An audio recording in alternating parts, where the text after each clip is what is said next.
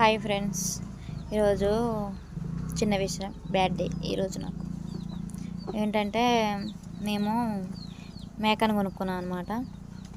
అంటే ఎప్పుడంటే ఒక 2 years కింద కొన్నా మేకని. దాని అమ్మట ఒక చిన్న పిల్ల ఉండే, బుడ్డగా ఉండే, క్యూట్గా ఉండే, బాగుండేది, రెడ్ కలర్ పిల్ల.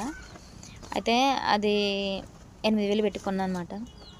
అంటే అలో ఇల్లు ఇస్తే కొన్నది కాదు, అమ్మ వాళ్ళు ఇల్లు వాళ్ళు ఇస్తే కొన్నది కాదు, కష్టపడి కొనుక్కున్న దాన్ని, ఇష్టపడి కొనుక్కున్నా దాన్ని. ఎట్లా అంటే నాటేసి మరి కొనుక్కున్నా. నాట్లో పోయినా అంటే మేక కొనుక్కోవాలని కాదు, ఇంకా ఇంట్లో సిచ్యువేషన్ బాగాలేదని నాట్లో పోయినా. నాట్లో పోతే 30,000 ఏం పడ్డట్టుంది. అప్పుడు ఒక 6 పోయినప్పుడు 30,000 పడితే 22,000 ఖర్చులకు అయినాయి. ఇంట్లో దేనికో అవసరానికి అయినాయి.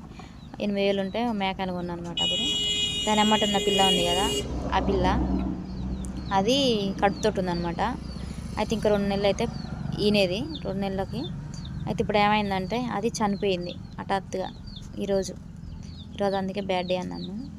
మనుషులే పగబడతారు అనుకున్నా కానీ దేవుడు కూడా పగబట్టింది అనమాట మన మీద. కష్టపడే సొమ్ము కూడా ఉండకుండా అయిపోయింది.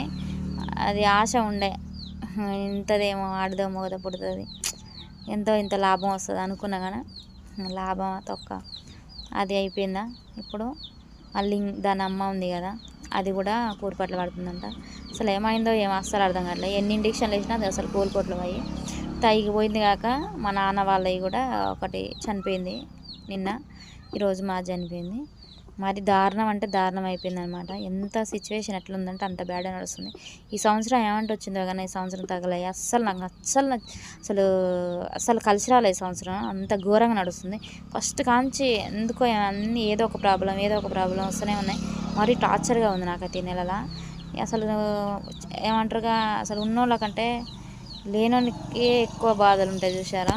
అసలు ఏమన్నా అసలు ఇంత సిచ్యువేషన్, ఇలాంటి సిచ్యువేషన్ ఎవరికి రాకూడదు. మరీ దారుణం అండి ఇంతగానో. ఎందుకంటే అంటున్నంటే ఆ సిచ్యువేషను ఇంత కష్టపడే సొమ్ము కూడా ఉండకుండా ఉంటాయి ఎట్లనండి. చాలా ఇష్టంగా చదువుకుందామని కదా కొనుక్కున్నా. నాన్న వాళ్ళు మేకలు కాస్తారనమాట. అయితే నేను కూడా ఒక మేక కావాలని కొనుక్కొని అందులో వేసాను. అయితే 2 సంవత్సరాలకి అది ఈసారి దాని పిల్ల చనిపోయింది, కడుపులో ఉన్న పిల్లతో సహా చనిపోయింది. అయితే నాన్న అమ్మ వాళ్ళు ఏడుస్తారు చాలా. ఎందుకంటే బిడ్డ కొనుక్కో కష్టపడి కొనుక్కొని తీసుకొచ్చి మా దాంట్లో ఇస్తే ఇట్లా అయిందని మస్తు బాధపడుతారు. మరి ఏం చేస్తామండి, మన దాని రాత ఎంతవరకు ఉందో అంతవరకు. మన కాడ ఉండే రుణం లేదు కాబట్టి అది మధ్యలోనే పోయిందనమాట. ఏం చేస్తాం, అట్లా సిచ్యువేషన్ ఇలా నడుస్తుంది. కానీ అమ్మ నాన్న చాలా బాధపడతారు. నేను అన్న ఎందుకు పోతే పోయిందిలే అమ్మ, ఎందుకు ఏడుస్తారు అంటే, అయినా కానీ వాళ్ళు చాలా బాధపడతారు, ఏడుస్తారు. ఎందుకో నీకు నువ్వు కొనుక్కో